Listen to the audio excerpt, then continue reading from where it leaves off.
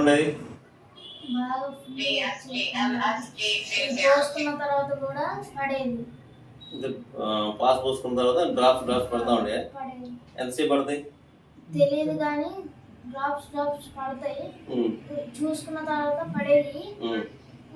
పడేవి మాత్రం నాకు తెలియదు. నీకు తెలియకుండా పడిపోతా ఉండే డ్రాప్స్. ఇంతకుముందు ఏమైనా హాస్పిటల్కి వెళ్ళారా?